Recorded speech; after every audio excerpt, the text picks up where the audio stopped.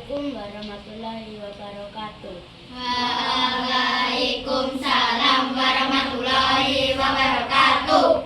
Wonten wacanipun para sepuh ingkang saking sinebatan, ingkang kula hormati Kepala Bidang Gabungan, ingkang kula hormati Ketua RT 3 RW 16, Bapak Ibu sedaya ingkang dipun rahmati Allah, langkung rumiyin monggo sesarengan munjakaken raos syukur dumateng Allah Subhanahu wa taala ingkang sampun maringi kathah kenikmatan dumateng kita sehingga kita saged melalui acara halal bihalal RT 3. Wonten mriki kanthi boten wonten alangan punapa-punapa.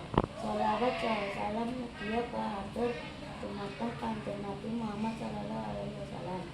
Ingkang kita sedaya tangga pitulung syafaatipun benjang wonten ing dinten akhir lan kita sedaya pikanthi syafaatipun amin. Keparengga kawula matur ing mriki kadhawuhan saking Pung Rebak Dados pranata cara wonten acara peringatan halal bihalal punika. Menawi ningali wekdal sampun anggekake pramila langsung mawon kawula waosaken susunan acara ingkang badhe kampah wonten ing saat dalu punika. Acara ingkang sepindah inggih punika pembikaan.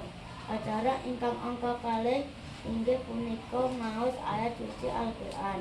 Acara ingkang angka 3 inggih punika pengaosan. Acara ingkang angka 1 inggih punika pelain-lain. Acara ingkang angka gangsal inggih punika penutup. Acara ingkang penutup inggih punika waosan doa penutup. Mekaten derajenging adicara ingkang badhe kalampah ing dalu punika mugi-mugi acara saged kalampahan kanthi lancar lan pikantuk ridho saking Allah Subhanahu wa taala.